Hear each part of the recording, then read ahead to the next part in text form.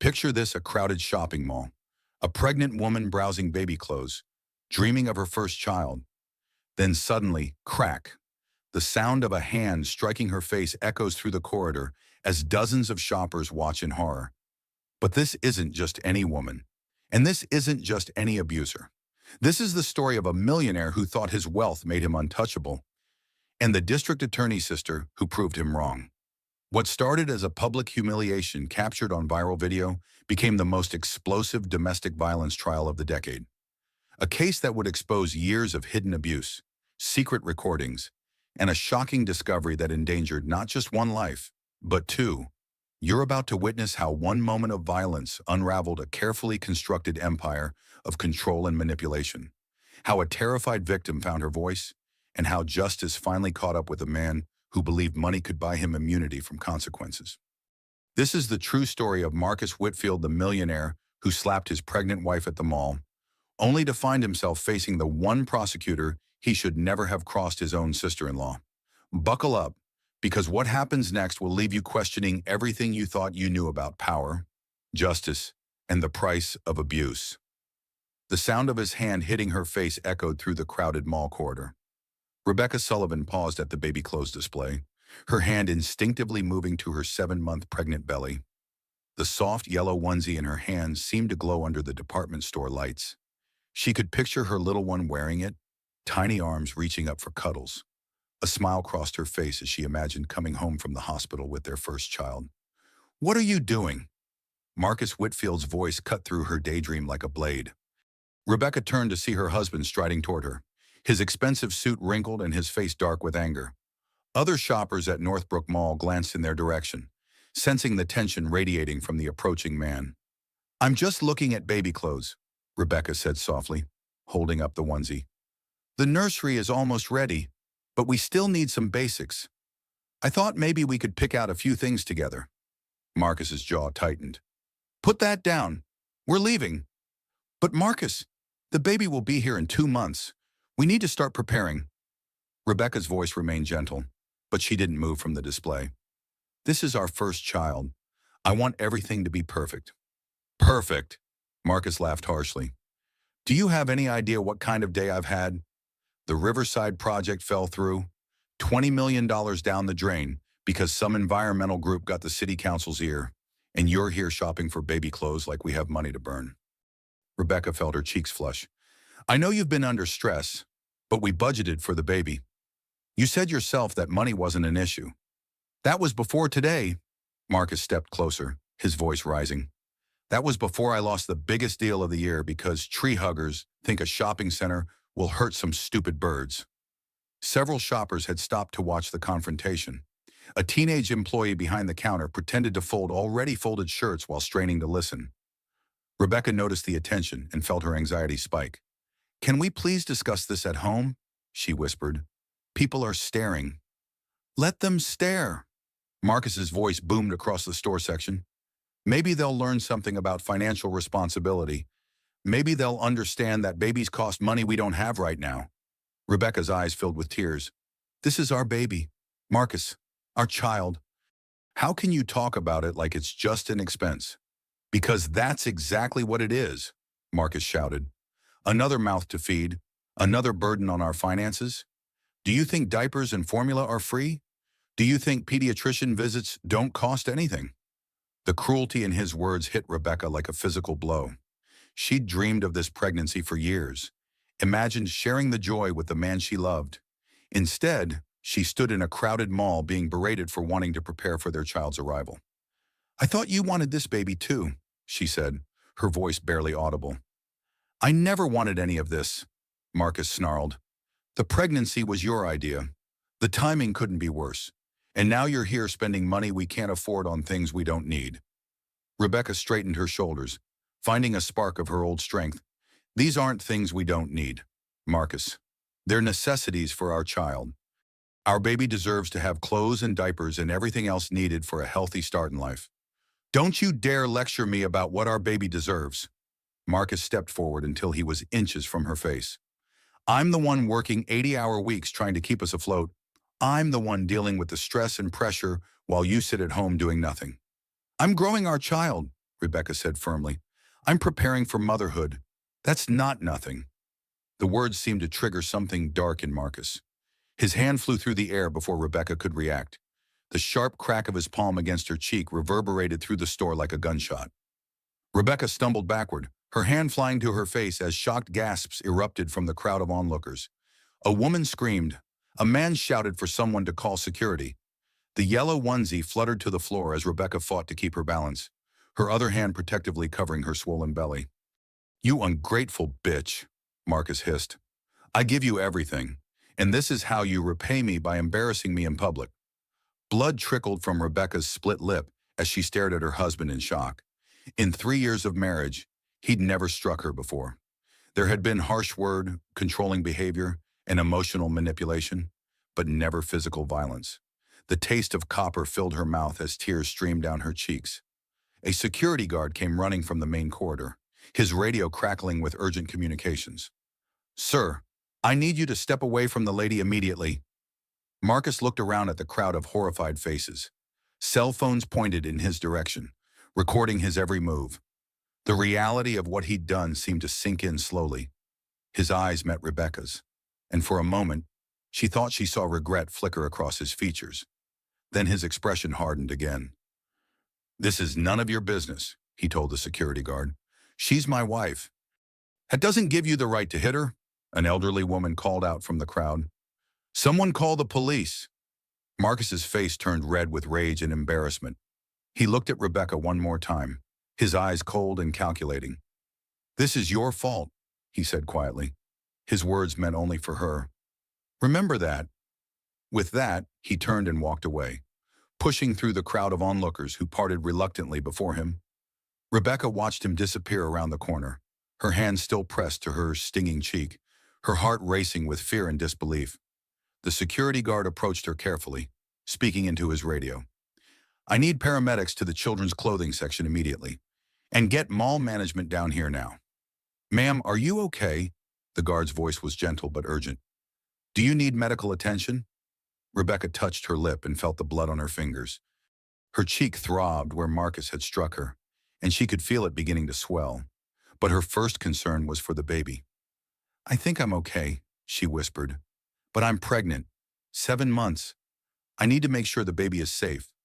The paramedics will check you out completely, the security guard assured her. What's your name, ma'am? Rebecca. Rebecca Sullivan, Whitfield. The words felt strange on her tongue. For the first time since her wedding, she questioned whether she wanted to keep her husband's name. A kind-faced woman approached with a package of tissues.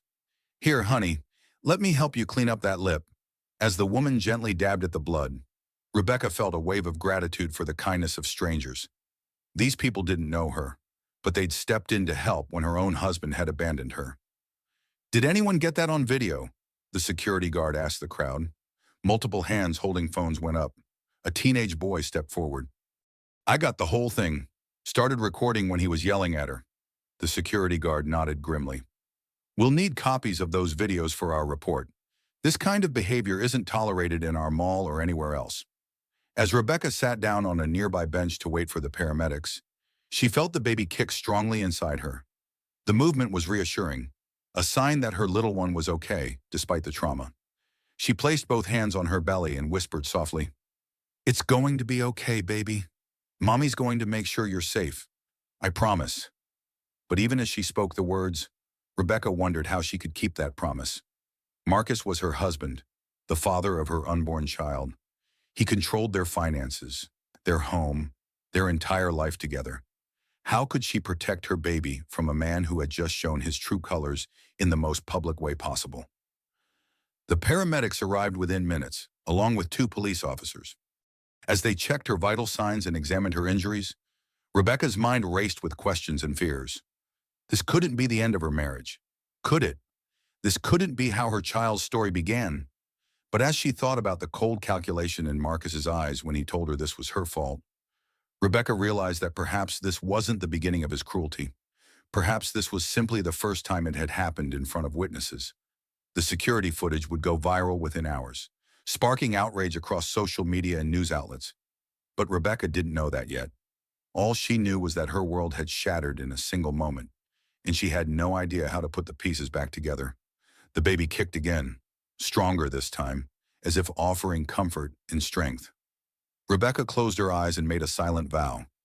Whatever happened next, she would protect this child, even if it meant protecting them from their own father. Victoria Sullivan Hayes was reviewing witness statements for a domestic violence case when her phone rang. The caller ID showed Rebecca's number, but the voice on the other end wasn't her sister's. "Is this Victoria Sullivan?" The unfamiliar voice was professional but urgent. "This is Victoria Sullivan Hayes. Who is this? And why are you calling from my sister's phone?" "Ms. Sullivan Hayes, this is Officer Martinez with the Metro Police Department. Your sister Rebecca has been involved in an incident at Northbrook Mall. She's being transported to General Hospital for evaluation. She asked us to call you." Victoria's blood ran cold. "What kind of incident is she hurt?" "She's 7 months pregnant." "Ma'am, I can't discuss details over the phone, but I can tell you she's conscious and alert. The paramedics are taking precautions because of her pregnancy. You should meet them at the emergency room." Victoria was already grabbing her car keys. "I'll be there in 15 minutes. Is her husband with her?" There was a pause. "No, ma'am. Mr. Whitfield left the scene before we arrived." The careful tone in the officer's voice told Victoria everything she needed to know. In her 5 years as a district attorney, she'd heard that tone countless times when discussing domestic violence cases. Her hands shook as she locked her office and ran for the elevator. During the drive to the hospital, Victoria's mind raced through the possibilities. Rebecca had seemed happy in her marriage, though she'd become increasingly isolated over the past year. Marcus was controlling, that much was obvious, but Victoria had assumed it was just his perfectionist personality. Now she wondered what else she'd missed. Victoria found Rebecca in the emergency room, sitting on an examination table while a doctor checked her blood pressure. Her sister's left cheek was swollen and discolored, and there was a butterfly bandage on her split lip. But it was the look in Rebecca's eyes that made Victoria's heart break, a combination of fear, shame, and disbelief. "Becca," Victoria rushed to her sister's side. "Are you okay? How's the baby?" "The baby's fine," Rebecca said quietly. "Strong heartbeat, normal movement. Dr. Lawson says everything looks good." Dr. Patricia Lawson, a woman in her late 40s with kind eyes and silver-streaked hair, extended her hand to Victoria. "You must be the sister. I'm Dr. Lawson. Rebecca has a mild concussion and facial contusions, but the baby appears unaffected. We'll want to monitor them both for the next few hours." Victoria studied her sister's injuries with a prosecutor's eye. The pattern of bruising on Rebecca's cheek clearly showed the outline of fingers and palm. This wasn't an accident or a fall. This was an assault. "Rebecca, what happened?" Victoria kept her voice gentle, drawing on her experience with traumatized witnesses. "It was stupid," Rebecca began, then stopped herself. "No, that's not right. It wasn't stupid. Marcus hit me because I was looking at baby clothes. He was angry about a business deal falling through, and when I said we needed to prepare for the baby, he just exploded." Victoria felt rage building in her chest, but she forced herself to remain calm. Rebecca needed support right now, not more anger. "Did this happen in public?" "At the mall, in front of dozens of people. It was so humiliating. Tori, everyone was staring and taking videos with their phones." Rebecca's voice broke. "How am I supposed to face people after this?" "You have nothing to be ashamed of," Victoria said firmly. "You did nothing wrong. Marcus is the one who should be humiliated." Dr. Lawson finished her examination and pulled Victoria aside. "The physical injuries are relatively minor, but I'm concerned about the emotional trauma. Has your sister mentioned any previous incidents of violence?" "Not to me, but I haven't seen much of her lately. Her husband doesn't like her spending time with family." Victoria realized how that sounded even as she said it. "I should have paid more attention to the warning signs." "Isolation is a common tactic in abusive relationships," Dr. Lawson said. "The important thing now is making sure she's safe. Do you have somewhere she can stay tonight?" "She can stay with me, but I need to ask, have you seen injuries like this before on Rebecca?" Dr. Lawson consulted her tablet. "I've treated your sister twice in the past 18 months. Once for a sprained wrist she claimed happened during a fall downstairs. Another time for bruised ribs after what she said was a car accident. At the time, I had no reason to question her explanations. Victoria closed her eyes, fighting back tears of rage and guilt. How had she missed this? How had she failed to protect her own sister? Detective Frank Morrison arrived as Dr. Lawson was finishing Rebecca's discharge paperwork. He was a stocky man in his mid-40s with graying hair and the weary expression of someone who'd seen too much violence. Mrs. Whitfield, I'm Detective Morrison. I need to ask you some questions about what happened today. Rebecca looked terrified. Do I have to? Can't we just forget about this? Ma'am, what happened today was captured on multiple cell phone videos and mall security cameras. This is a criminal matter now, regardless of whether you choose to cooperate. Victoria stepped forward. Detective, I'm Victoria Sullivan Hayes, District Attorney for this county. I'm also Rebecca's sister. I need to recuse myself from any prosecution, but I want to make sure this case gets the attention it deserves. Detective Morrison nodded. I'm familiar with your work. Ms. Sullivan Hayes, you can be sure we'll handle this appropriately. As Detective Morrison took Rebecca's statement, Victoria listened with growing horror. The verbal abuse had been escalating for months. Marcus controlled every aspect of Rebecca's life, her money, her friends, her schedule. He'd isolated her from family under the guise of being protective. The physical abuse had started small, grabbing her arm too tightly, pushing her during arguments. But today's public assault represented a dangerous escalation. Has your husband ever threatened you or the baby directly? Detective Morrison asked. Rebecca hesitated. He said things about the timing being wrong for a baby, about how expensive children are, but I thought it was just stress from work. What kind of things specifically? He suggested I should consider ending the pregnancy. Even now, at 7 months, he says it would solve our financial problems. Rebecca's voice was barely audible. Victoria felt sick. Suggesting abortion at 7 months wasn't about finances. It was about control and cruelty. Mrs. Whitfield, I need to tell you that your husband's attorney has already contacted our department, Detective Morrison said. They're claiming this was an isolated incident brought on by extreme business stress. They want to arrange for anger management classes and community service in exchange for reduced charges. Absolutely not, Victoria said before Rebecca could respond. Detective, you have video evidence of a violent assault on a pregnant woman in a public place. This man owns millions of dollars in real estate. He has the resources and connections to disappear if he feels threatened by serious charges. Rebecca looked back and forth between her sister and the detective. What are you saying, that Marcus might run away?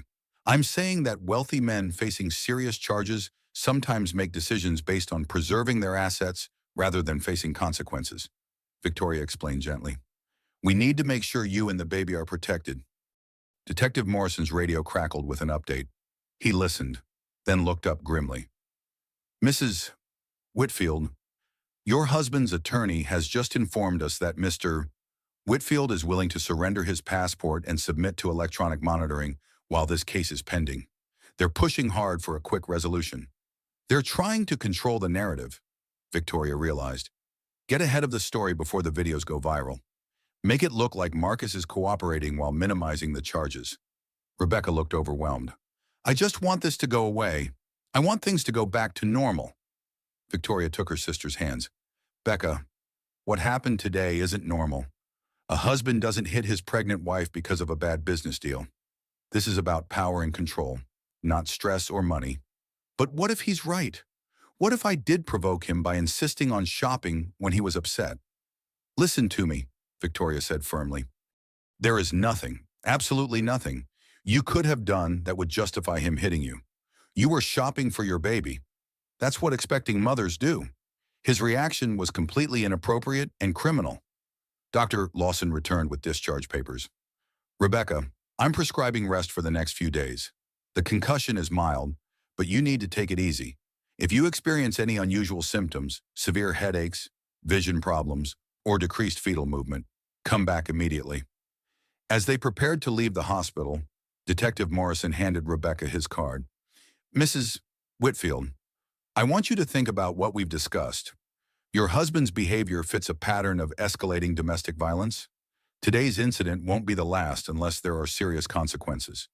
Victoria helped Rebecca to her car, noting how her sister moved carefully, still protecting her injured face. As they drove toward Victoria's house, she couldn't stop thinking about the prosecution cases she'd handled over the years. How many women had sat in her office describing exactly what Rebecca had just experienced? How many times had she urged victims to press charges, to break free from abusive relationships? Now it was her own sister, and Victoria understood for the first time how complicated it really was. Rebecca wasn't just a victim. She was a wife, an expecting mother, a woman whose entire life was intertwined with her abusers. Breaking free would mean losing her home, her financial security, and her vision of the future she'd planned. But as Victoria glanced at Rebecca's bruised face in the passenger seat, she knew one thing with absolute certainty: Marcus Whitfield would face justice for what he'd done.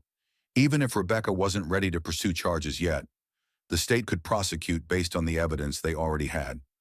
The videos from the mall were probably already spreading across social media. By tomorrow, Marcus's assault on his pregnant wife would be public knowledge. His carefully crafted image as a successful businessman and philanthropist would be shattered. Victoria's phone buzzed with a text message. It was from her assistant. "Boss, you need to see the news. There's a video going viral of a man hitting a pregnant woman at Northbrook Mall. People are saying it's Marcus Whitfield." Victoria showed the message to Rebecca, who went pale. "It's really happening. Isn't it? Everyone's going to know." "Yes," Victoria said softly. "But that's not necessarily a bad thing. Abusers rely on secrecy and shame to maintain control. When their behavior is exposed publicly, it becomes much harder for them to manipulate the situation." As they pulled into Victoria's driveway, Rebecca finally spoke the words Victoria had been waiting to hear. "Tori, I'm scared of what he'll do when he finds out I'm staying here." "Then we make sure he can't hurt you," Victoria replied. "That's what the law's for. That's what family is for." The security footage that would seal Marcus's fate was already being downloaded by police technicians. But neither sister knew yet just how far this case would reach, or how many lives it would ultimately change. Thomas Kingsley's law office occupied the top 3 floors of the most expensive building in downtown's financial district. At 62 years old, he'd built his reputation defending wealthy clients who found themselves in unfortunate circumstances. When Marcus Whitfield called at 7 in the morning, demanding an emergency meeting, Kingsley knew this would be a challenging case. Marcus paced the Persian rug in Kingsley's office like a caged animal. His expensive suit was wrinkled, and his usually perfect hair was disheveled. He'd clearly spent a sleepless night watching his public image crumble across social media. "Tom, you have to make this go away," Marcus said for the 3rd time in 10 minutes.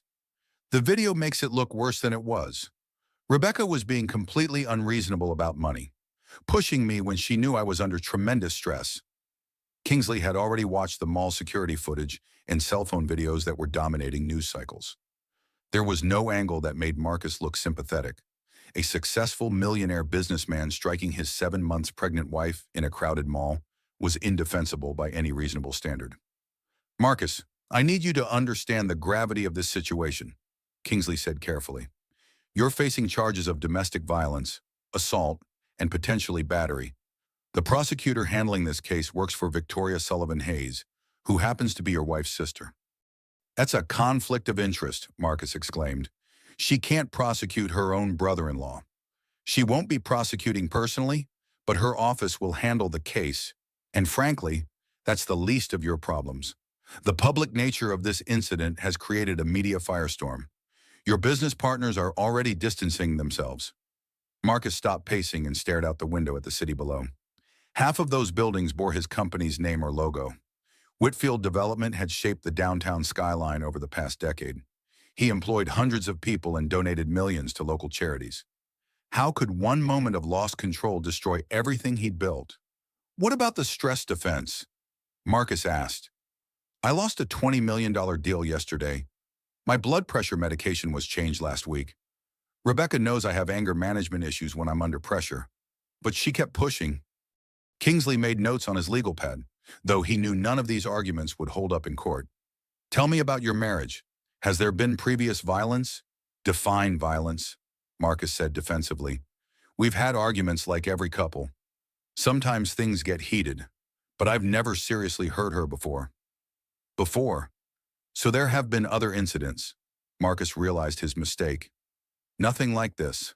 Maybe I've grabbed her arm during an argument or raised my voice. But she provokes me. Tom. She knows exactly what buttons to push to set me off.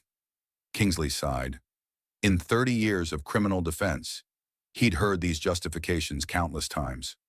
Wealthy men often believe their success in business translated to a right to control their personal lives through intimidation and force. Marcus, I need you to listen carefully. Domestic violence cases have evolved significantly in recent years. Prosecutors no longer accept the "she provoked me" defense.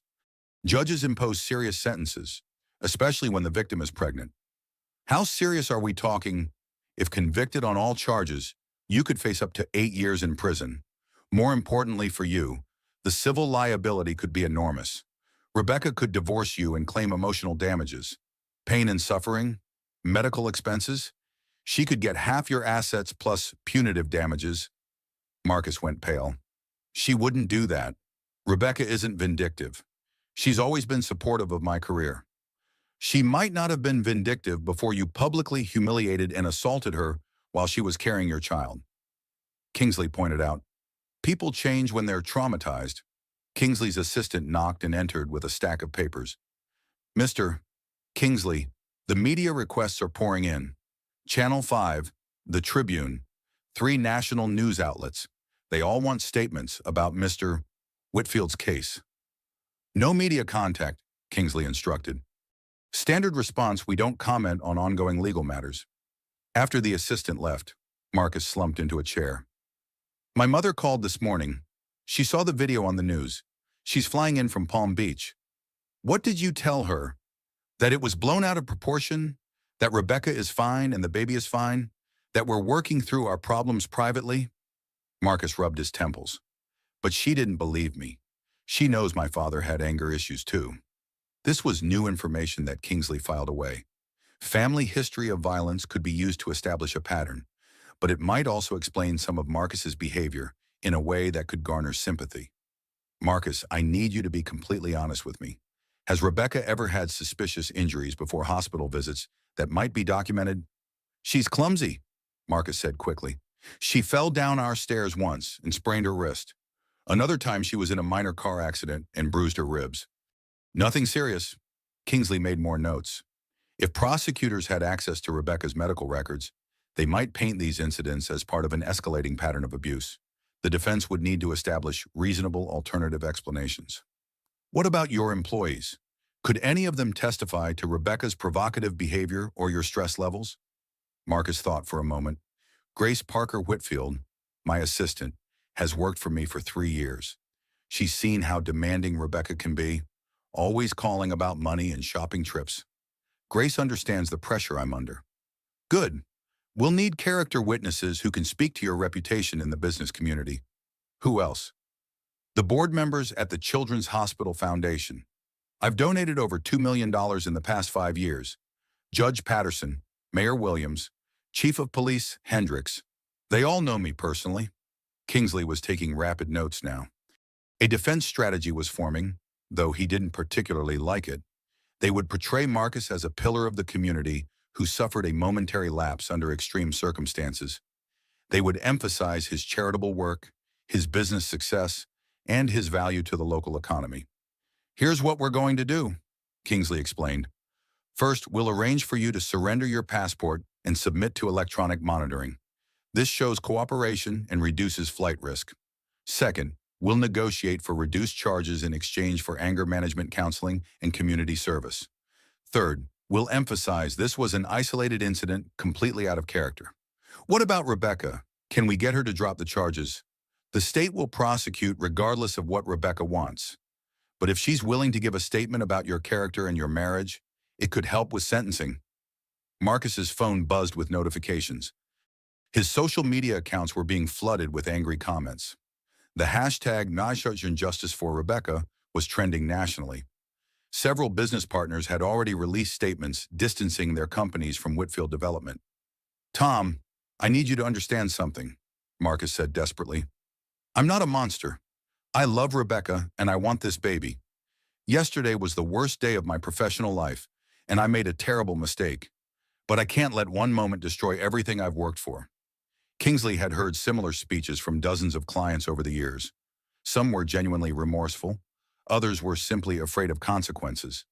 Marcus fell somewhere in between, sorry for the impact on his life, but not fully understanding the trauma he'd inflicted on his wife. The prosecution will argue this wasn't a momentary lapse, but part of a pattern of controlling and abusive behavior, Kingsley warned. They'll say wealthy men like you believe money gives you the right to treat women as property. That's not true. I've given Rebecca everything she could want.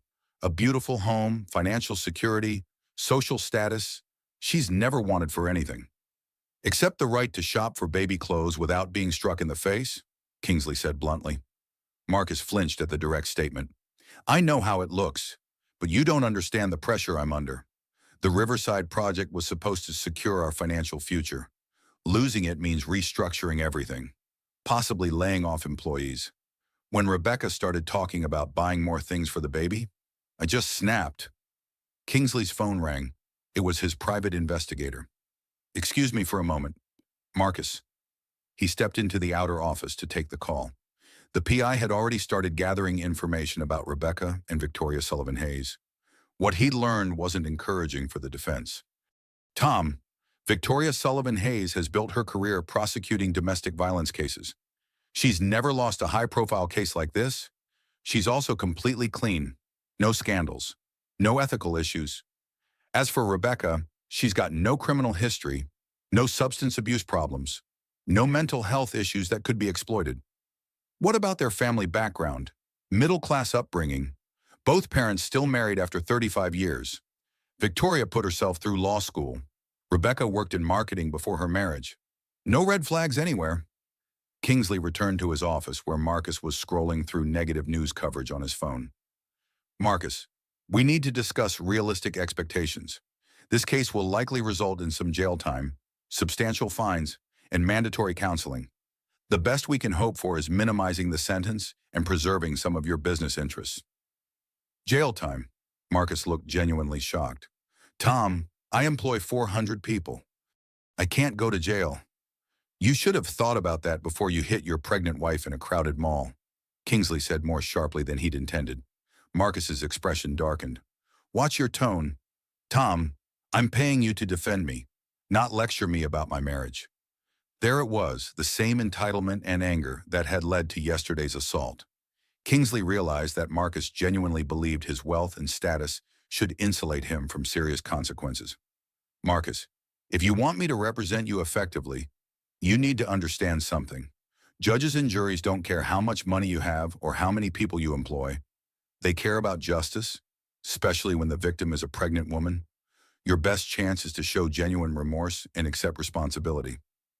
I am showing remorse.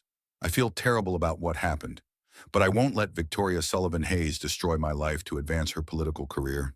Kingsley gathered his notes and stood up. I'll contact the prosecutor's office this afternoon to begin negotiations. In the meantime, you need to stay away from Rebecca and avoid any public statements. Your electronic monitoring should be installed by tomorrow morning. As Marcus left the office, Kingsley couldn't shake the feeling that this case would end badly for everyone involved. Marcus showed no real understanding of the harm he'd caused, and Victoria Sullivan Hayes had a reputation for being relentless in pursuing justice for domestic violence victims. The Millionaire's defense would require every trick Kingsley had learned in 3 decades of practice. But as he watched the security footage one more time, he wondered if even his considerable skills would be enough to save Marcus Whitfield from the consequences of his actions. Grace Parker Whitfield would be crucial to their strategy. If she could testify about Rebecca's demanding behavior and Marcus's work stress, it might create enough reasonable doubt to reduce the charges. But Kingsley had no idea that Grace had secrets of her own, secrets that would ultimately destroy any chance Marcus had of avoiding serious prison time. Victoria stood before the bathroom mirror in her office, adjusting her blazer and preparing for the most important press conference of her career. She'd recused herself from directly prosecuting Marcus, but as district attorney, she needed to address the public outcry surrounding the case. The past week had been a whirlwind of media attention and legal maneuvering. The mall security footage had been viewed millions of times across social media platforms. Women's rights organizations were demanding justice. Marcus's high-powered legal team was already floating settlement offers and character assassination attempts. Assistant District Attorney Jennifer Chen knocked on the door. "Victoria, we're ready for you. The media room is packed." Victoria had personally selected Jennifer to lead the prosecution team. At 38 years old, Jennifer had successfully prosecuted dozens of domestic violence cases and had never been intimidated by wealthy defendants or their expensive lawyers. "Any updates on the investigation?" Victoria asked as they walked toward the press conference. "Detective Morrison has uncovered some interesting information. Rebecca's medical records show a pattern of suspicious injuries over the past 18 months. Dr. Lawson is willing to testify that the injuries were consistent with domestic violence." Victoria felt sick thinking about what her sister had endured in silence. "What about witnesses to the mall incident?" "We have 14 people willing to testify, including 3 who have clear video footage. More importantly, we found something Marcus probably didn't expect." They paused outside the media room. Victoria could hear the buzz of reporters and camera crews preparing for the press conference. "What did you find?" Marcus's own assistant, Grace Parker Whitfield, has agreed to cooperate with the investigation. She's been documenting incidents for months, afraid she might need protection from Marcus's temper. Victoria was surprised. From what Rebecca had said, Grace was completely loyal to Marcus. What changed her mind? Apparently, Marcus threatened to fire her entire family if she ever spoke up about what she witnessed. Her brother works in Marcus's accounting department, and her cousin handles security for his buildings. She was terrified of losing their income. But the mall incident was too much for her to ignore. The press conference went exactly as Victoria had planned. She emphasized that domestic violence cases would be prosecuted to the full extent of the law, regardless of the defendant's wealth or social status. She couldn't discuss specific details of the ongoing case, but she made it clear that the district attorney's office took these charges seriously. After the media left, Victoria met with Detective Morrison and the prosecution team to review the evidence they'd gathered. "Let's start with the medical records," Jennifer said, spreading documents across the conference table. "Dr. Lawson treated Rebecca 3 times in the past 18 months. A sprained wrist, allegedly from falling downstairs, bruised ribs from a car accident, and minor burns on her arms from what she claimed was a cooking mishap." Detective Morrison added his findings. "I spoke with the responding officers for both the alleged fall and the car accident. In the first case, there was no evidence of a fall at the Whitfield residence, no scuff marks on the stairs, no objects Rebecca could have tripped over. The second incident was even more suspicious. Rebecca claimed she hit a tree during bad weather, but there was no damage to her vehicle consistent with that story." Victoria studied the photographs from Rebecca's medical visits. The pattern of injuries told a clear story of escalating abuse. "What about financial records?"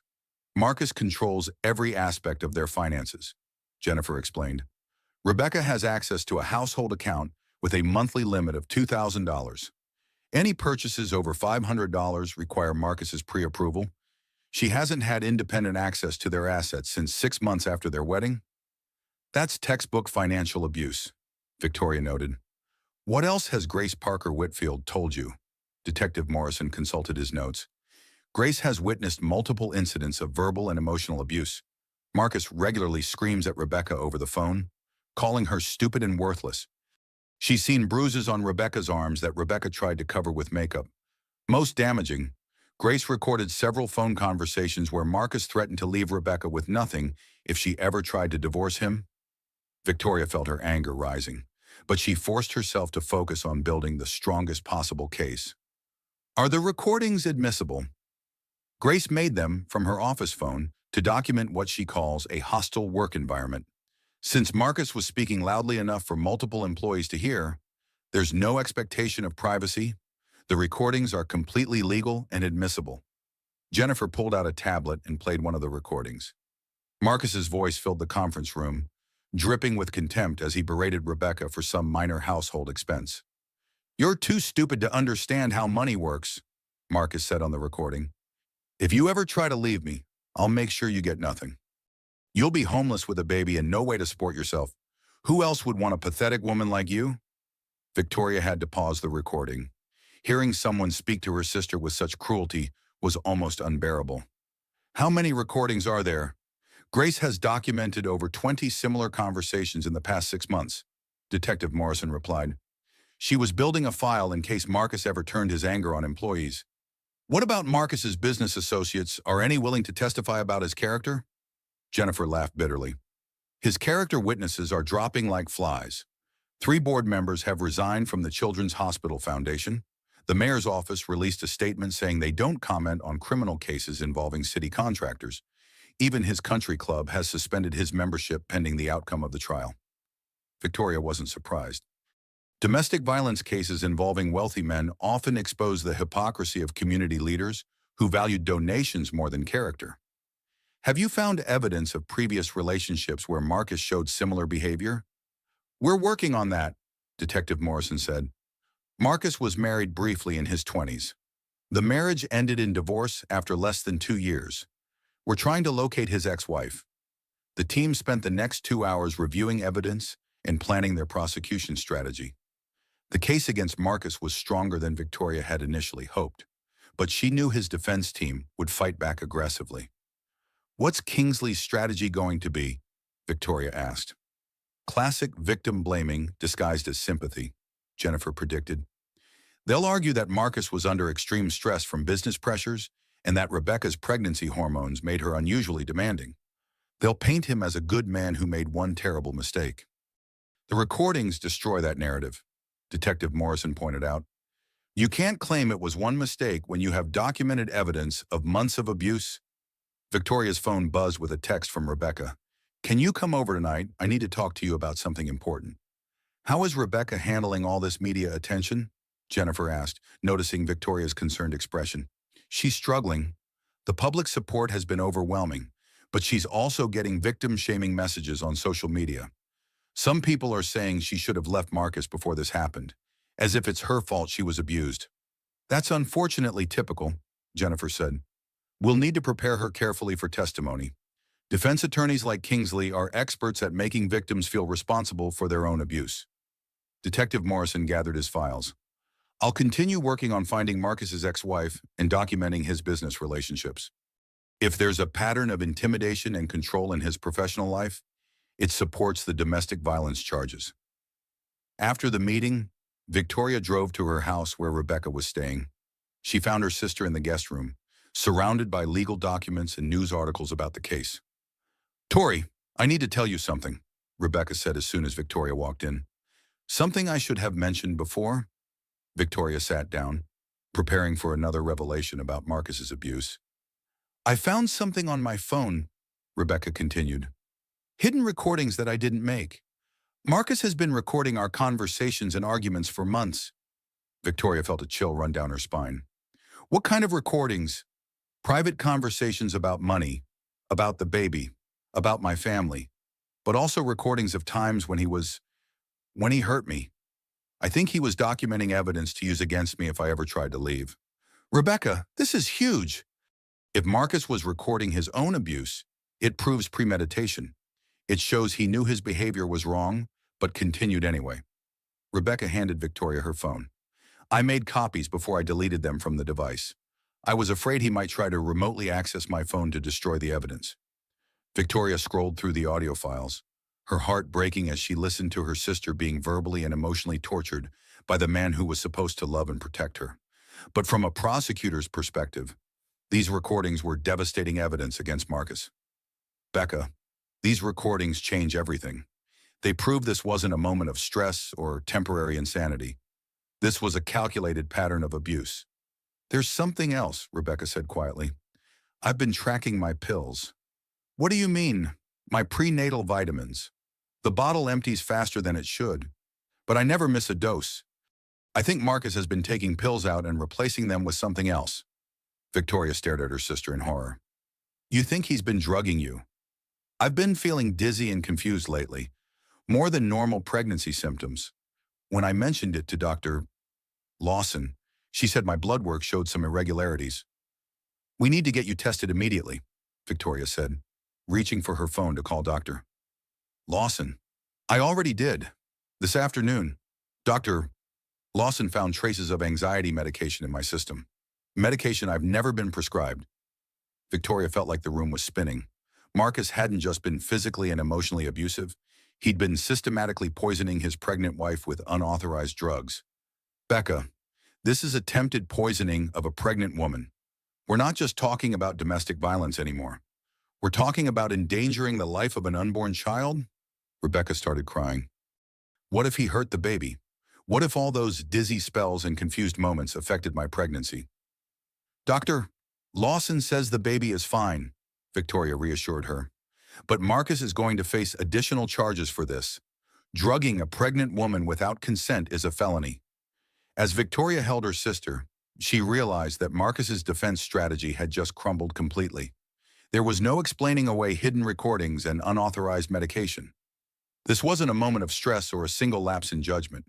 This was systematic, calculated abuse designed to control and harm a pregnant woman. Thomas Kingsley was about to discover that his client had been far more dangerous than anyone had realized. And Marcus Whitfield was about to learn that wealthy men weren't immune from the consequences of their actions when those actions involved felony charges. The case Victoria had thought would be challenging to prove was becoming one of the most clear-cut domestic violence prosecutions she'd ever seen. Marcus had provided them with evidence of his own guilt, documented in his own voice and his own actions. Justice for Rebecca was no longer a matter of if, but when and how severe the punishment would be. The video had been viewed over 50 million times across all platforms. Justice for Rebecca was trending worldwide, accompanied by thousands of stories from women sharing their own experiences with domestic violence. Marcus Whitfield's carefully constructed public image as a successful philanthropist and businessman was crumbling in real time. Marcus sat in his downtown office, watching his empire dissolve through his floor-to-ceiling windows.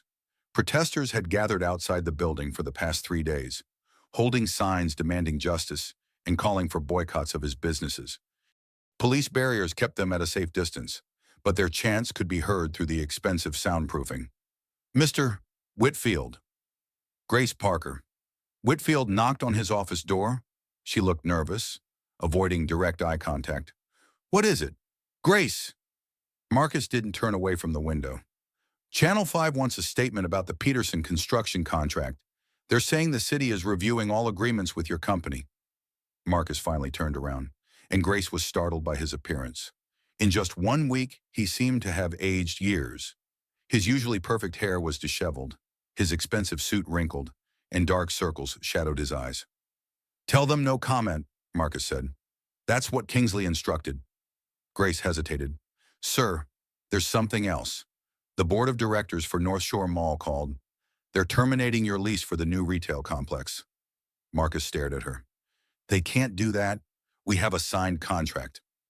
They're citing the morality clause in the agreement. Any behavior that reflects poorly on the mall's reputation can be grounds for contract termination. Marcus swept the contents of his desk onto the floor in a violent outburst. Grace jumped backward as papers, awards, and expensive desk accessories scattered across the Persian rug. 30 years building this company, Marcus shouted.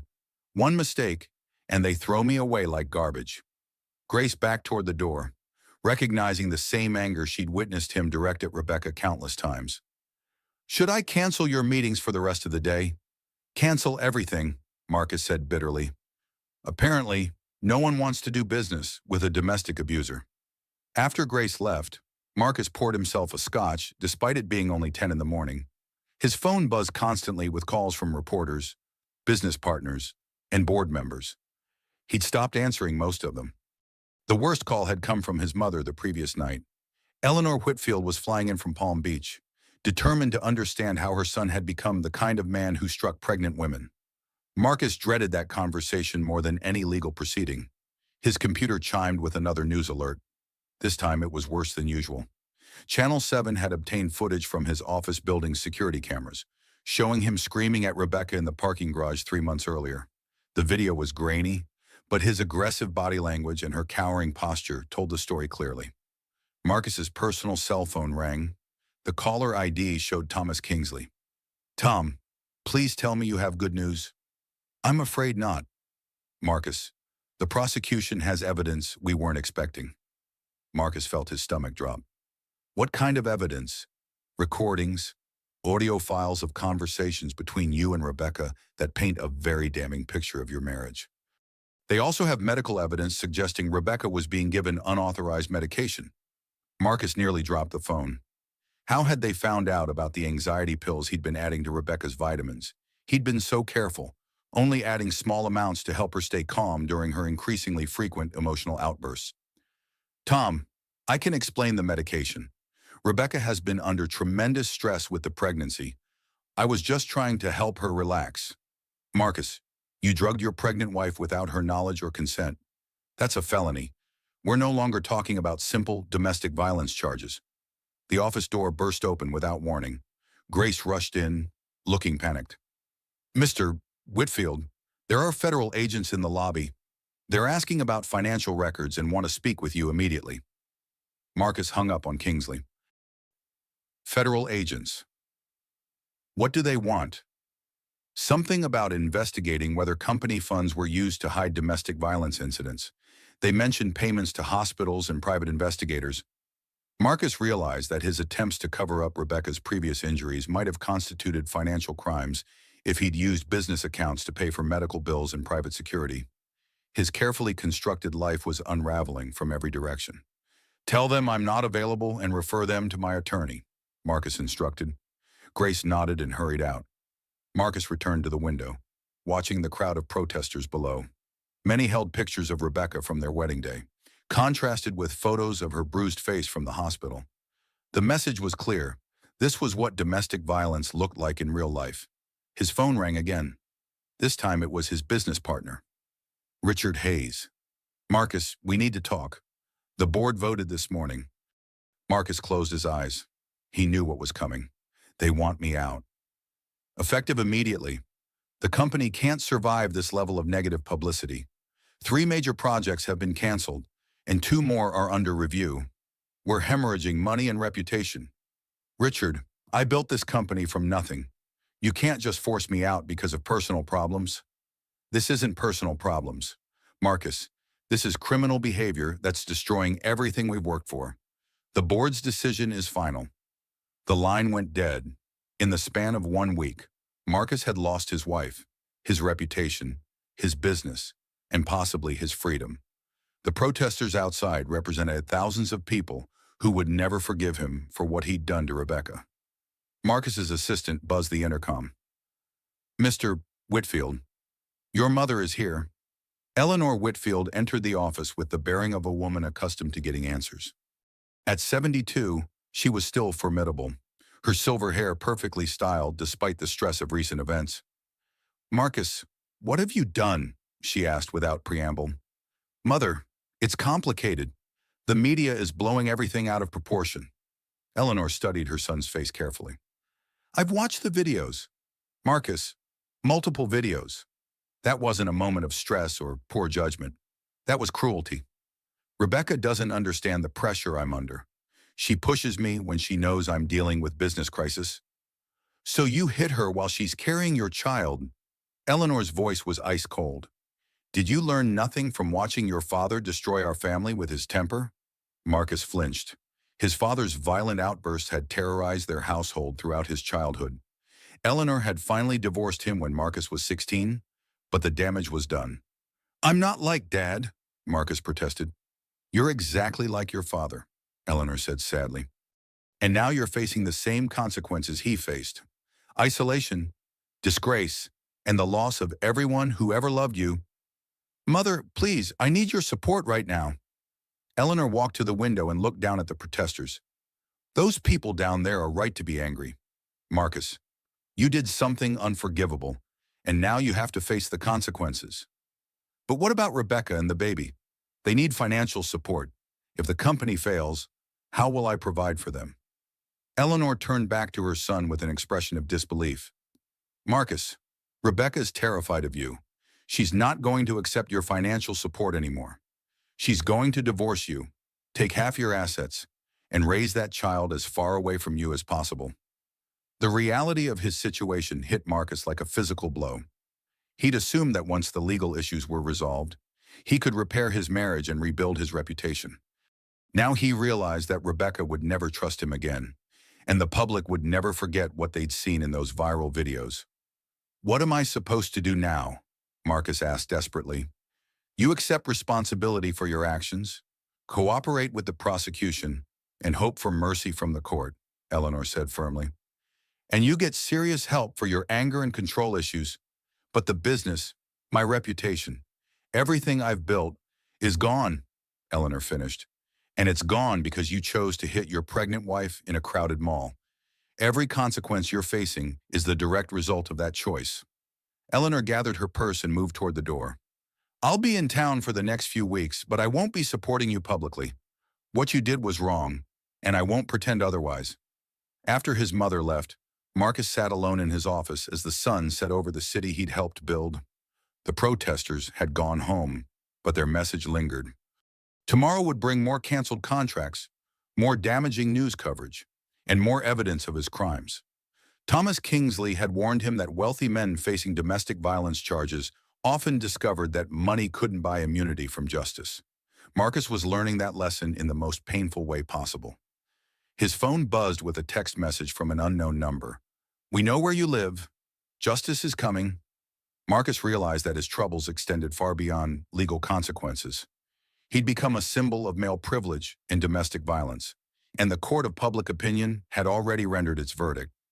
The millionaire who'd once thought himself untouchable was discovering that some lines, once crossed, could never be uncrossed. And the woman he'd abused was about to show him just how much power an angry sister with a law degree could wield. Judge Eleanor Hartwell's courtroom was packed beyond capacity. Media outlets from across the country had sent reporters to cover what many were calling the domestic violence trial of the decade. The public gallery was filled with women's rights advocates, domestic violence survivors, and curious onlookers drawn by the viral nature of the case. Marcus sat at the defense table in an expensive navy suit, flanked by Thomas Kingsley and two junior attorneys. He'd lost significant weight over the past month, and the stress showed in his haggard appearance. Across the aisle, Assistant District Attorney Jennifer Chen led the prosecution team with quiet confidence. Victoria watched from the gallery, her heart racing as she saw Rebecca enter through a side door. Her sister looked small and vulnerable, 8 months pregnant now, wearing a simple blue dress that couldn't hide the swell of her belly. A victim advocate walked beside her, offering support and guidance. "All rise for the Honorable Judge Eleanor Hartwell," the bailiff announced. Judge Hartwell was known throughout the legal community for her tough stance on domestic violence cases. At 52, she'd built her reputation on maximum sentences for offenders and zero tolerance for intimidation tactics. Marcus's legal team had unsuccessfully tried to get her recused from the case.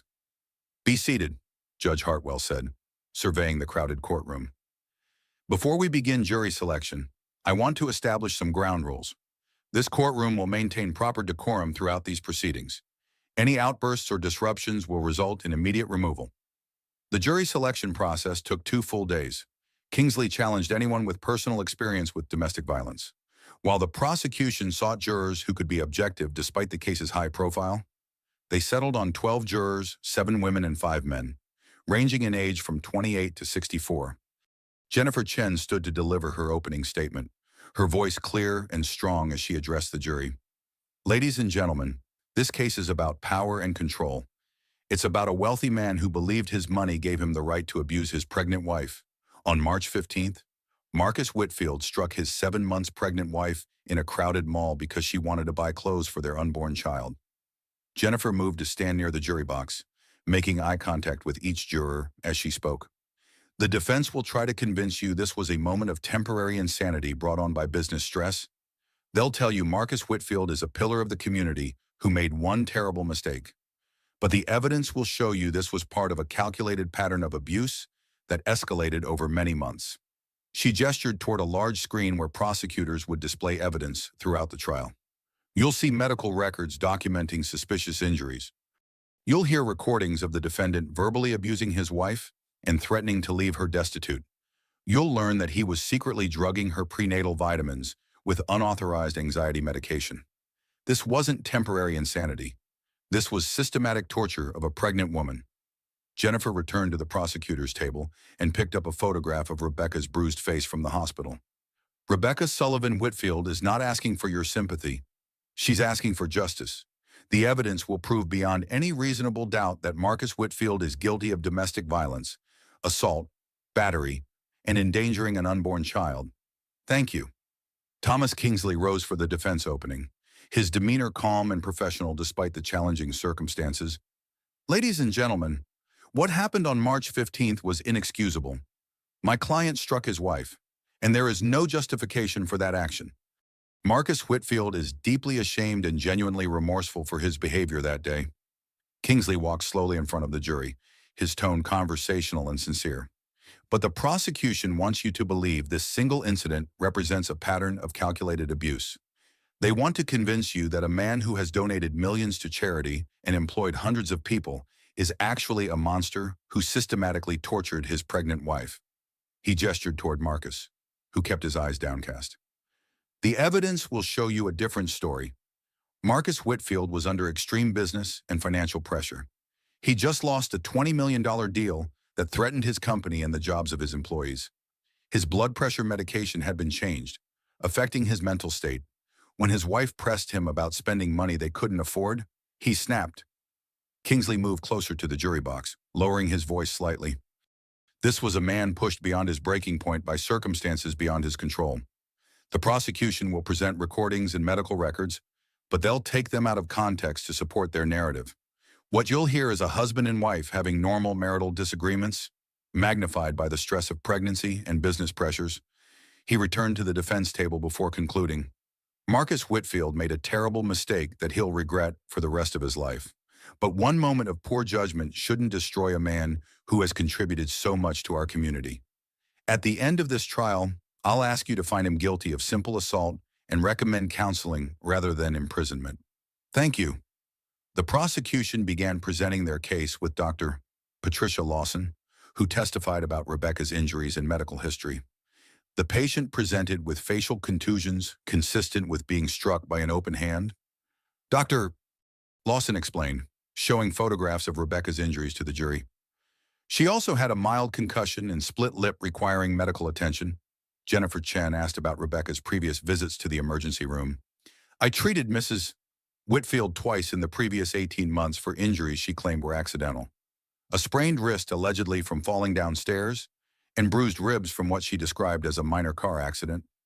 In your medical opinion, were these injuries consistent with the explanations provided? Dr. Lawson hesitated briefly. At the time, I had no reason to question the patient's explanations.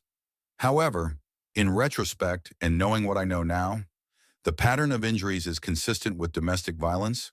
Kingsley's cross-examination focused on the lack of definitive proof that the previous injuries were intentionally inflicted. Dr. Lawson, you can't prove that Mrs. Whitfield didn't fall downstairs or have a car accident. Can you? No, I cannot prove that. And pregnant women do sometimes have accidents due to changes in balance and coordination. Correct. That's possible, yes. The prosecution's next witness was Detective Frank Morrison, who walked the jury through the investigation process and evidence collection. We recovered multiple cell phone videos of the incident, along with mall security footage from 3 different angles, Detective Morrison testified. The evidence clearly shows Mr. Whitfield striking his pregnant wife in an unprovoked attack. Jennifer Chen played the most damaging video for the jury, a clear recording showing Marcus screaming at Rebecca before striking her face. Several jurors visibly reacted to the violence, and one woman wiped away tears. Detective Morrison, did you discover any evidence of previous domestic violence incidents? Yes. We found documentation of threatening phone calls, financial control, and intimidation tactics used by the defendant to control his wife's behavior. The detective testified about Grace Parker Whitfield's cooperation with the investigation and the recordings she'd provided documenting Marcus's verbal abuse. During cross-examination, Kingsley tried to minimize the significance of the recorded conversations. Detective Morrison, isn't it true that many married couples have arguments that might sound harsh to outsiders? These weren't arguments.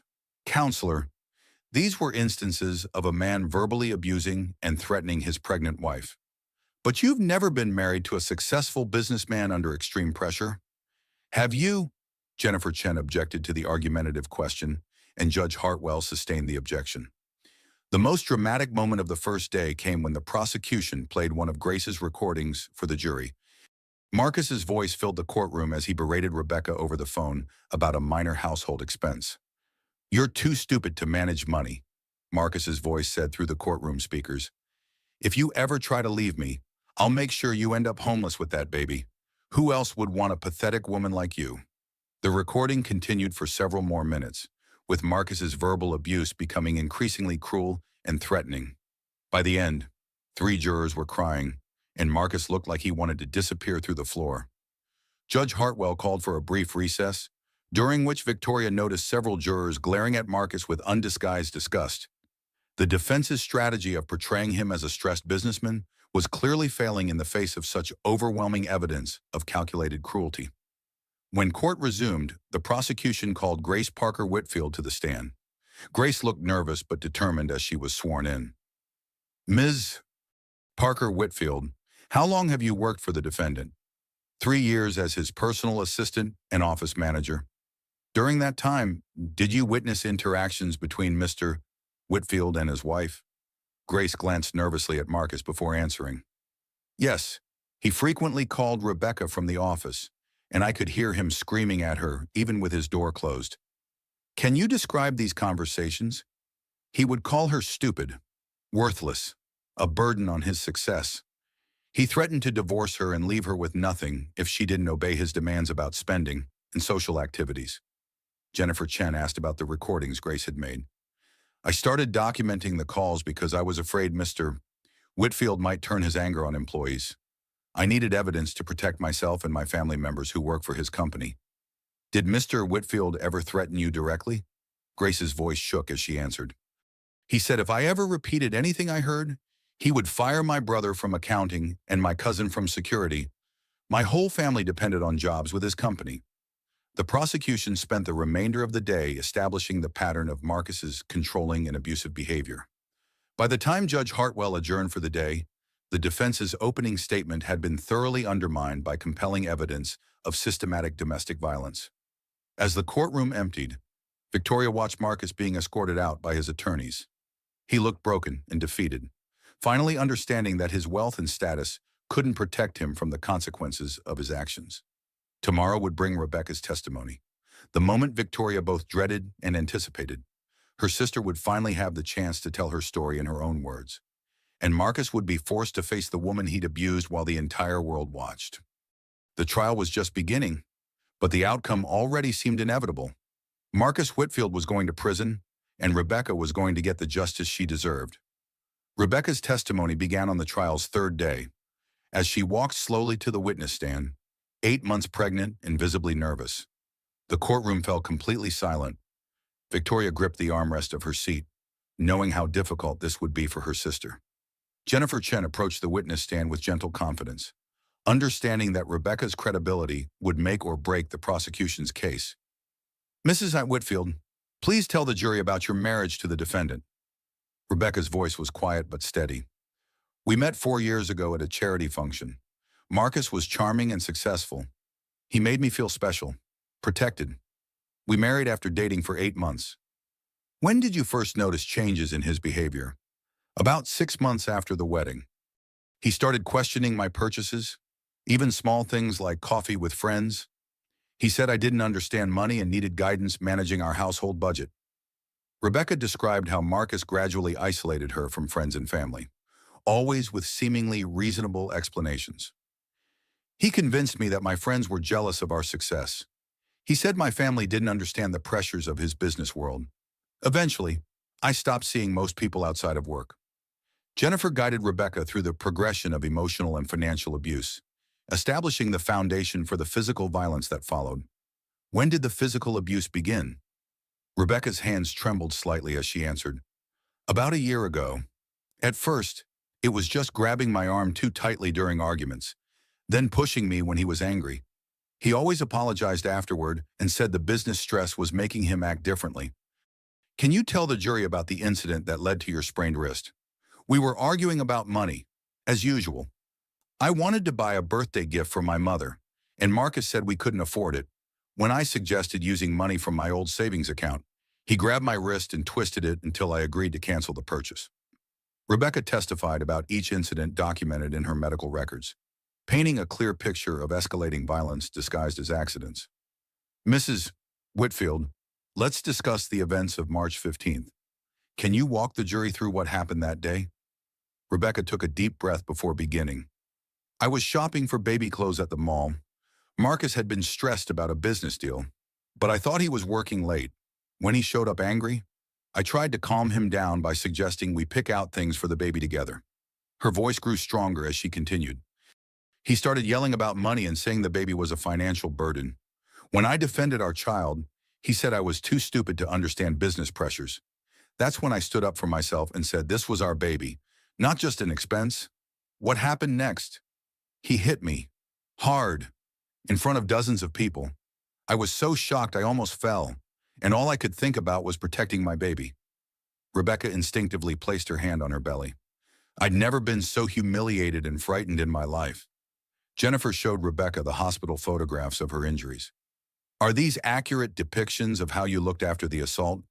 Yes, Rebecca said quietly, looking at the images of her bruised and swollen face. The prosecution then addressed the most damaging evidence against Marcus, the unauthorized medication. Mrs. Whitfield, did you consent to taking anxiety medication during your pregnancy? Absolutely not. I was very careful about what I put in my body while pregnant. I only took prenatal vitamins prescribed by my doctor. When did you discover you were being given unauthorized medication? After the mall incident, I started feeling confused and dizzy more than normal pregnancy symptoms would explain. Dr. Lawson ran blood tests and found anxiety medication in my system that I'd never been prescribed. Jennifer presented evidence showing how Marcus had access to Rebecca's pills and had been secretly adding medication to control her mood and behavior. How did this discovery make you feel? Terrified, Rebecca said, tears streaming down her cheeks. He was drugging me and our unborn baby without my knowledge. I realized he saw me as property to be controlled, not as a person with rights. Thomas Kingsley's cross-examination was careful and respectful, knowing that aggressive tactics would backfire with the jury. Mrs. Whitfield, I'm sorry for what you've been through. No woman should experience what happened to you. Rebecca looked surprised by the sympathetic opening. You've testified that your husband was under extreme business pressure. Did you understand the financial stress he was experiencing? I knew he was worried about business deals, but that doesn't justify abuse.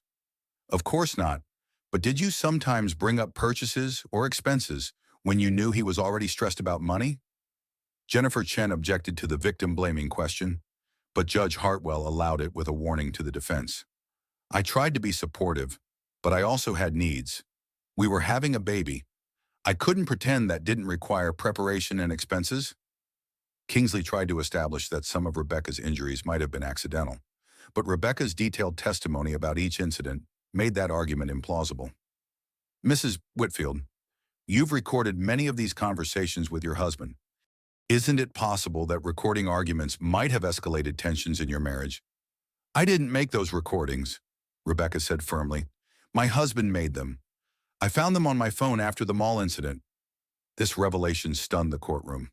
Marcus had been recording his own abusive behavior, apparently to use as evidence against Rebecca if she ever tried to leave him. You're saying the defendant recorded himself abusing you?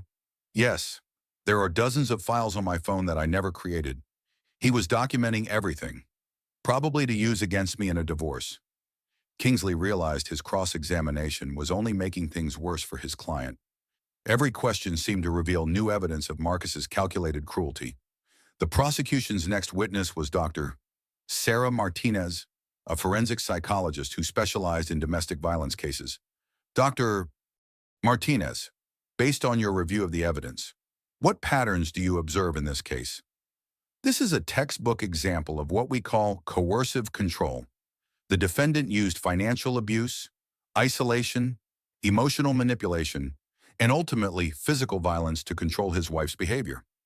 Dr. Martinez explained how wealthy abusers often use their resources to intensify control tactics.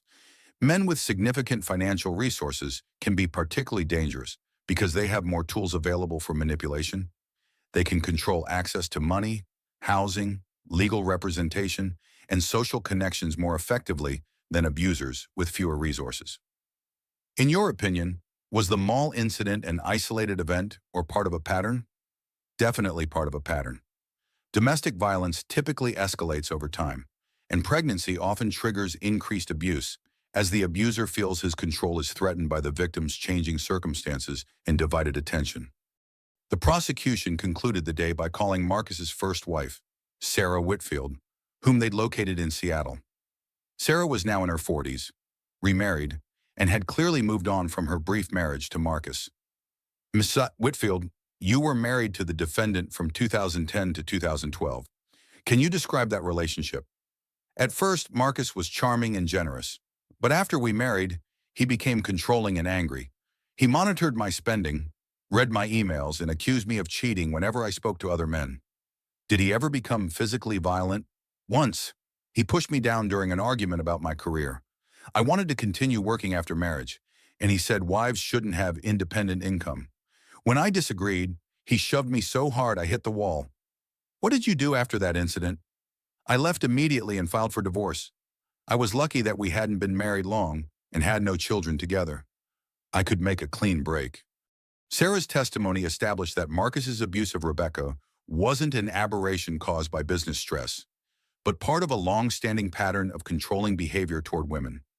During cross-examination, Kingsley tried to suggest that Sarah's memories might be inaccurate after so many years. Ms. Whitfield, your marriage ended over 12 years ago. Are you certain your recollections are accurate? I'm certain that my ex-husband pushed me into a wall because I wanted to keep my job, Sarah said firmly. That's not the kind of thing you forget. As the court day ended, Victoria could see that Marcus's defense was crumbling. The evidence of systematic abuse was overwhelming, and witness after witness had painted a picture of a man who used his wealth and power to control and intimidate women. Tomorrow would bring the prosecution's final witnesses, including the devastating recordings and the medical expert who would testify about the dangers of drugging a pregnant woman. Victoria felt confident that justice for Rebecca was within reach. Marcus sat at the defense table looking increasingly desperate as each witness destroyed another piece of his carefully constructed image. The millionaire who had once commanded respect and fear was being revealed as nothing more than a cruel bully who preyed on the woman who loved him. The unraveling was complete, and everyone in the courtroom could see it. On the final day of testimony, the prosecution played the complete collection of audio recordings Marcus had secretly made of his abuse. The courtroom listened in horrified silence as his voice filled the space, documenting months of psychological torture. "You're nothing without me," Marcus's recorded voice said during one particularly cruel session. "If you ever try to leave, I'll destroy you financially and socially. No one will believe your word against mine." Another recording captured him threatening Rebecca during her pregnancy. "Maybe you should consider ending this pregnancy. A baby will only make you more of a burden." The final recording was made just days before the mall incident. Marcus's voice was cold and calculating as he berated Rebecca for asking about baby preparations. "I'm tired of your whining about the baby. If you bring up money one more time, you'll regret it. I don't care if you're pregnant. I won't tolerate disrespect in my own house." Several jurors were visibly emotional by the time the recordings ended. The evidence of premeditated psychological abuse was undeniable. Dr. Jennifer Walsh, a specialist in maternal fetal medicine, testified about the dangers of secretly medicating pregnant women. Giving anxiety medication to a pregnant woman without medical supervision could cause serious complications including premature labor, fetal distress, and developmental problems, Dr. Walsh explained. The defendant was literally endangering the life of his unborn child. Marcus's business manager, Robert Chen, testified about witnessing violent outbursts at work. Mr. Whitfield threw things during meetings, screamed at employees, and made threats about people's job security when he was angry. Several staff members were afraid to contradict him about anything. The prosecution rested their case with overwhelming evidence of systematic domestic violence, drugging, and endangering an unborn child. Thomas Kingsley's defense was brief and desperate. He called character witnesses who testified about Marcus's charitable donations and community involvement, but their testimonies rang hollow after the devastating evidence of abuse. Marcus's mother, Eleanor Whitfield, took the stand as a defense witness, but delivered testimony that further damaged her son's case. "I've seen this pattern before," Eleanor said sadly. Marcus's father had similar anger problems. "I hoped Marcus would be different, but I was wrong. What he did to Rebecca is inexcusable." The defense's final witness was Marcus himself. Against Kingsley's advice, Marcus insisted on testifying in his own defense. Marcus's testimony was a disaster. Under cross-examination, he became defensive and angry, revealing the same controlling personality that had terrorized Rebecca. "She knew I was under pressure," Marcus said when Jennifer Chen questioned him about the mall incident. "She should have been more supportive instead of adding to my stress with demands about baby shopping." "Mr. Whitfield, are you saying your wife deserved to be hit because she wanted to buy clothes for your child?" "That's not what I said," Marcus replied angrily. "You're twisting my words. I'm simply asking if there's any circumstance where hitting a pregnant woman is acceptable." Marcus paused too long before answering. "Of course not. Yet you've testified that your wife somehow provoked this assault by shopping for baby clothes? She was being unreasonable about money when she knew we were facing financial problems." Jennifer Chen presented bank records showing that Marcus had millions in assets and that Rebecca's baby shopping represented less than 1% of their monthly income. "Mr. Whitfield, you could afford baby clothes, couldn't you?" "It wasn't about affording them. It was about her disrespecting my authority as her husband." The statement hung in the air like a confession. Marcus had just admitted that he believed marriage gave him authority over Rebecca that justified violence when challenged. "So you hit your pregnant wife to maintain your authority over her?" Marcus realized his mistake too late. "No, that's not what I meant. But that's exactly what you said. You struck Rebecca because she disrespected your authority as her husband." Kingsley objected, but the damage was done. Marcus had essentially confessed to domestic violence motivated by a desire to control his wife. The prosecution's closing argument was devastating in its simplicity. "Ladies and gentlemen," Jennifer Chen began, "you've heard the defendant's own words. He struck his pregnant wife to maintain his authority over her. This wasn't temporary insanity or business stress. This was calculated domestic violence designed to control and intimidate." Jennifer walked the jury through the evidence methodically, the medical records, the recordings, the financial control, the secret drugging, and finally the public assault. Marcus Whitfield created a prison for his wife using his wealth and power. He isolated her from family and friends, controlled her access to money, drugged her without consent, and ultimately resorted to violence when his other control tactics weren't sufficient. She gestured toward Rebecca, who sat in the gallery holding her swollen belly. Rebecca Sullivan was 7 months pregnant when this man struck her in a crowded mall. She was carrying his child, and he still felt entitled to assault her because she wanted to buy baby clothes. Jennifer's voice grew stronger as she concluded. "The defendant has shown no genuine remorse for his actions. Even today, on the witness stand, he blamed Rebecca for provoking him. He believes his wealth and status place him above the law. It's time to prove him wrong." Thomas Kingsley's closing argument was an exercise in futility. "Ladies and gentlemen, my client made a terrible mistake. He was under enormous business pressure and reacted poorly to what he perceived as additional financial demands. But every argument Kingsley made was contradicted by the evidence. The recordings proved premeditation. The medical evidence proved a pattern of abuse. Marcus's own testimony proved his belief that violence was justified to maintain control. I ask you to consider that one moment of poor judgment shouldn't destroy a man's entire life," Kingsley concluded weakly. Jennifer Chen's rebuttal was brief and powerful. "The defense wants you to believe this was one moment of poor judgment, but you've heard months of recordings documenting systematic abuse. You've seen medical evidence of repeated violence. This wasn't one moment. This was a campaign of terror against a pregnant woman." She paused to let her words sink in. Marcus Whitfield's life isn't being destroyed by this trial.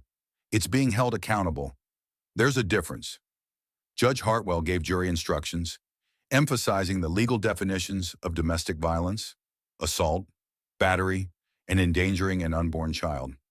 The jury retired to deliberate at 3:30 in the afternoon. Victoria waited with Rebecca in a private room adjacent to the courthouse. Her sister was exhausted from the trial but relieved that her story had finally been told publicly. "Do you think they'll convict him?" Rebecca asked. "After his testimony today, absolutely. He essentially confessed to domestic violence in front of the jury." The jury deliberated for exactly 2 hours and 17 minutes, barely enough time to review the evidence in complete paperwork. When they returned with their verdict, the courtroom was packed with reporters and domestic violence advocates. "Has the jury reached a verdict?" Judge Hartwell asked. We have, Your Honor, the jury foreman replied. On the charge of domestic violence in the first degree, how do you find Woodlawn guilty? On the charge of assault in the second degree, how do you find guilty? On the charge of battery, how do you find a guilty? On the charge of endangering an unborn child, how do you find a guilty? On the charge of intimidation of witnesses, how do you find guilty? The courtroom erupted in applause. Judge Hartwell called for order, but even she seemed pleased with the verdict. Marcus sat stunned at the defense table, finally understanding that his wealth couldn't buy him immunity from justice.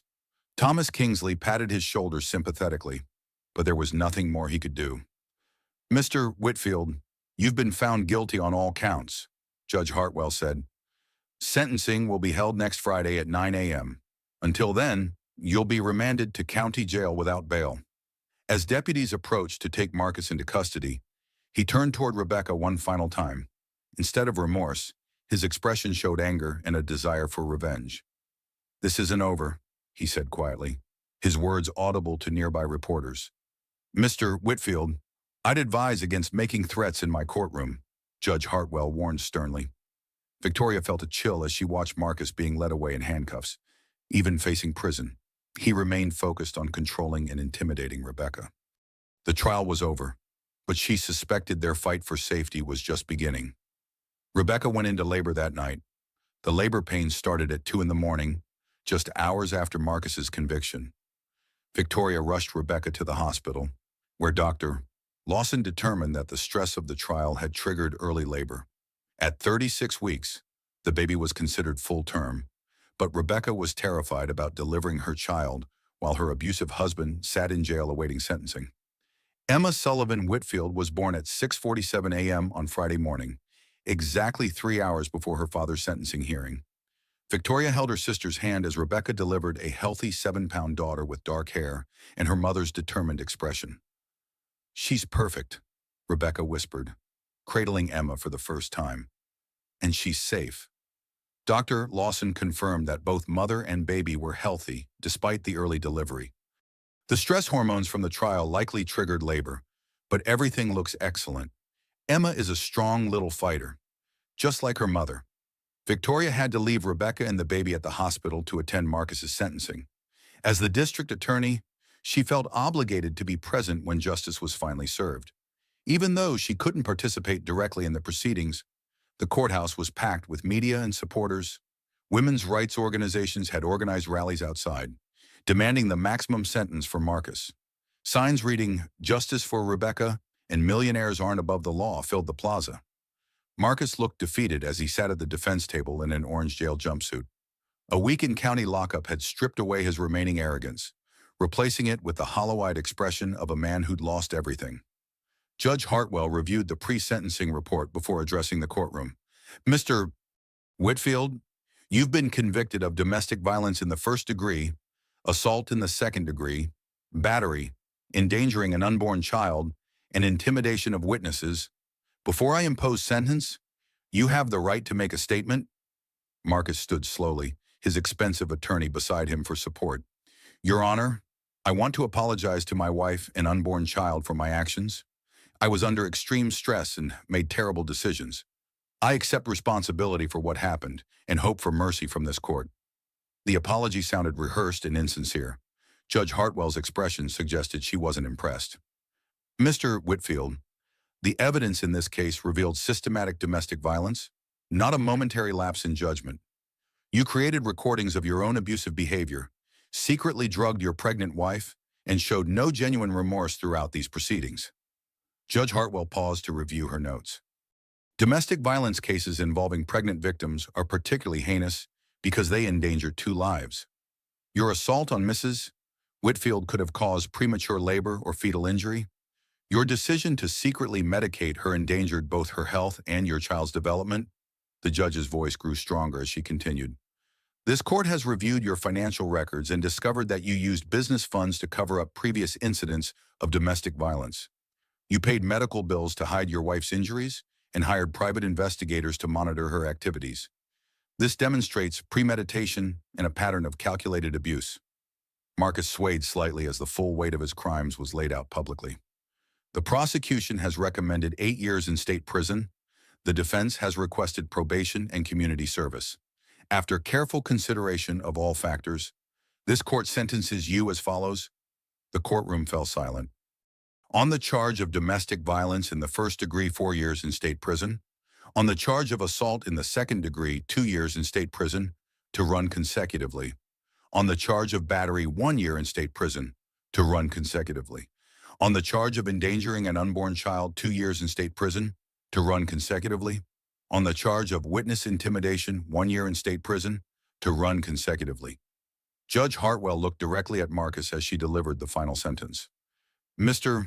Whitfield, you are hereby sentenced to 10 years in the state penitentiary. You will be eligible for parole after serving 8 years, provided you complete anger management programs and domestic violence counseling. The courtroom erupted in applause. 10 years was more than anyone had expected, even with the maximum guidelines. Additionally, Judge Hartwell continued, you are hereby ordered to pay restitution to Mrs.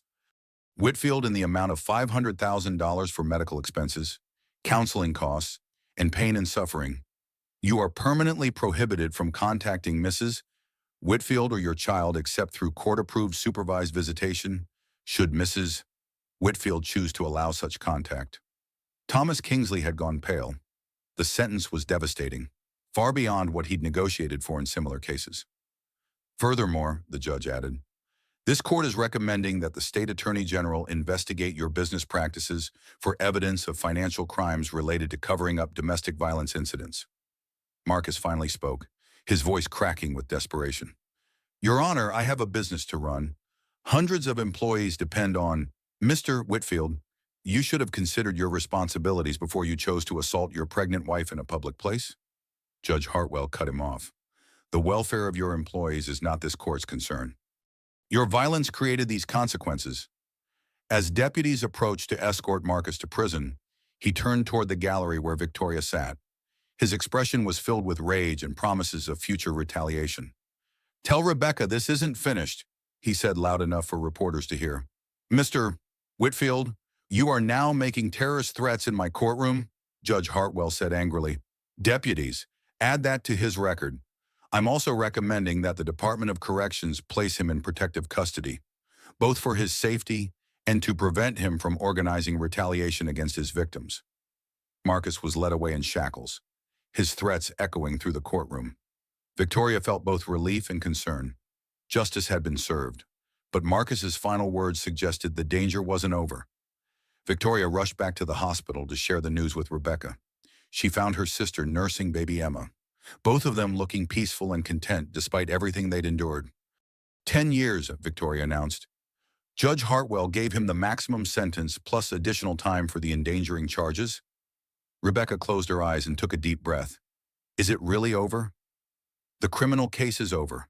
But Becca, he made threats in the courtroom. We need to take security seriously going forward. Rebecca looked down at Emma, who was sleeping peacefully in her arms. He can't hurt us anymore. Can he? Not legally, but men like Marcus sometimes try to continue controlling their victims even from prison. We'll need to be careful about our addresses, phone numbers, social media presence. Dr. Lawson entered the room with discharge papers.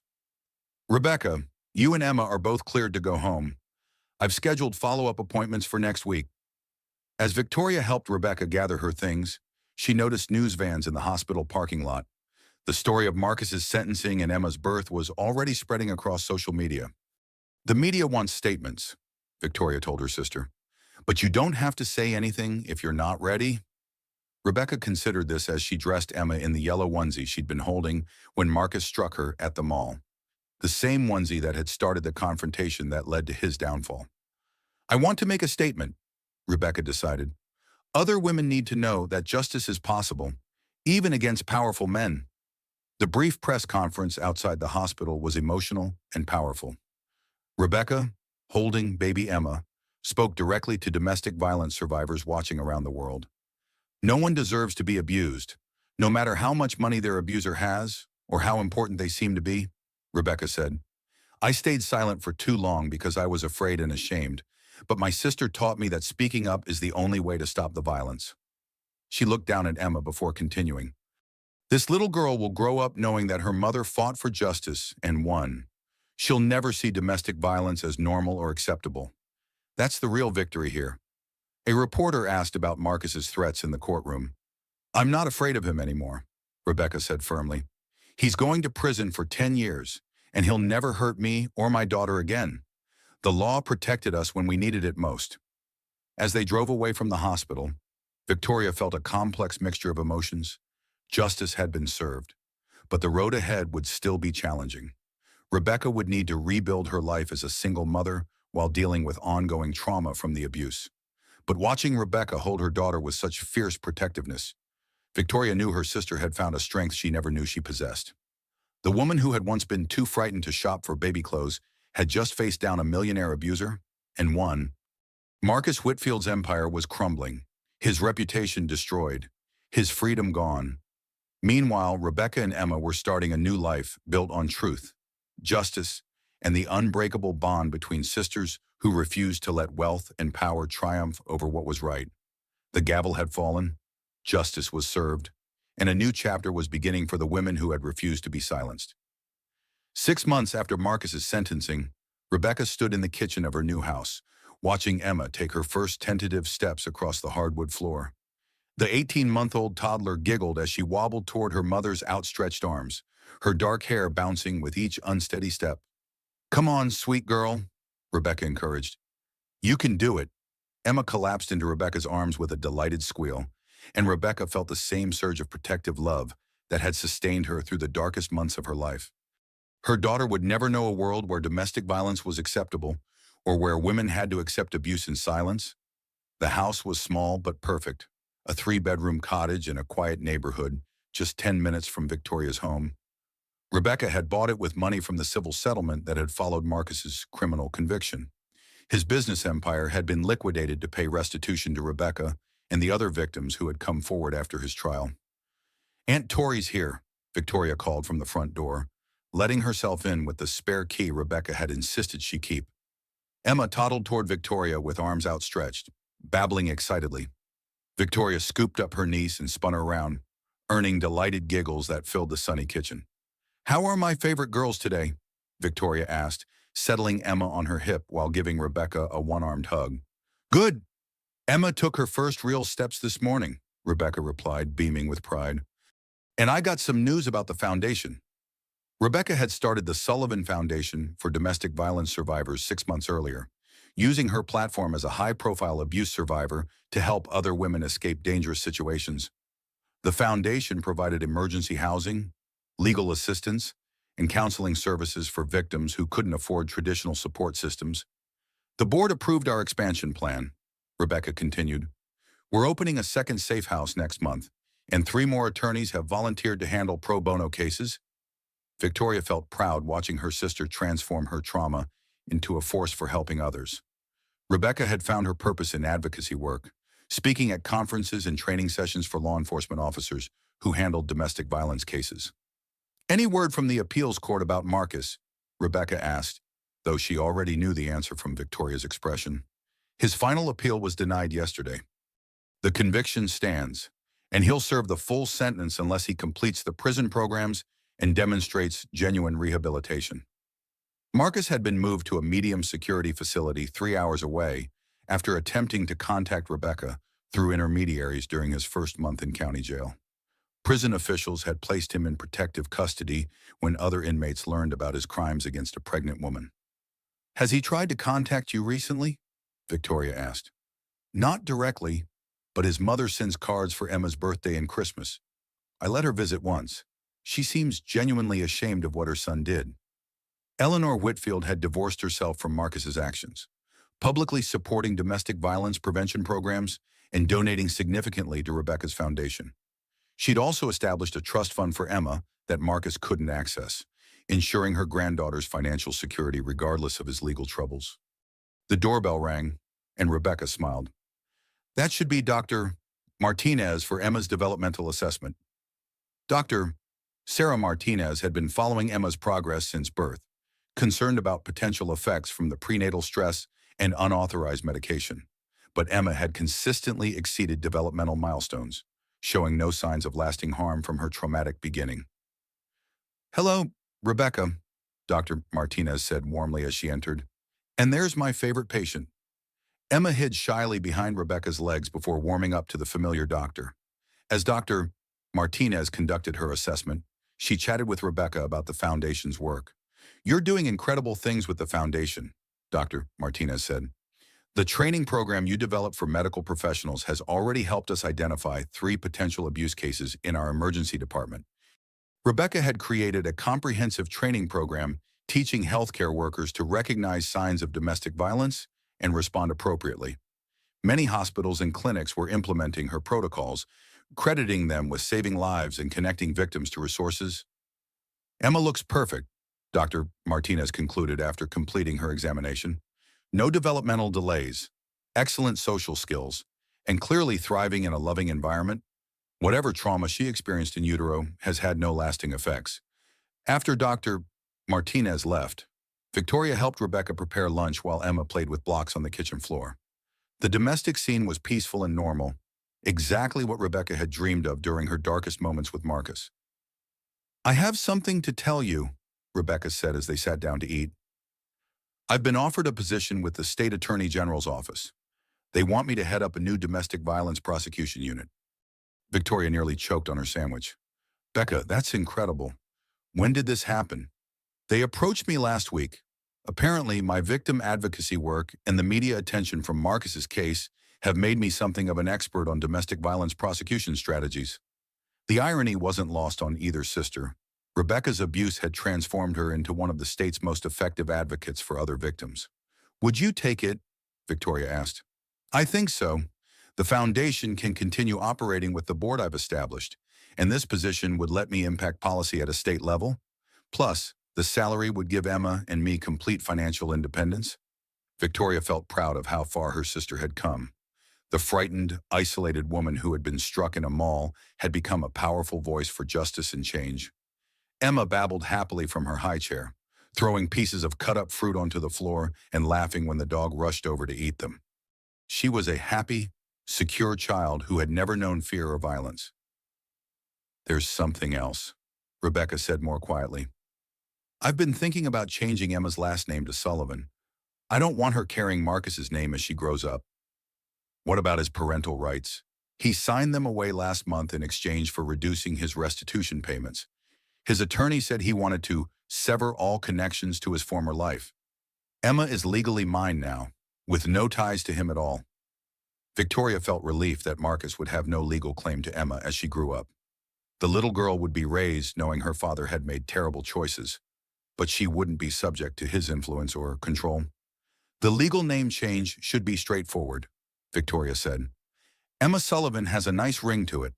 As they cleaned up lunch, Rebecca's phone buzzed with a text message. She read it and frowned. "What is it?" Victoria asked. "A reporter wants to interview me about the 3-year anniversary of Marcus's conviction next month.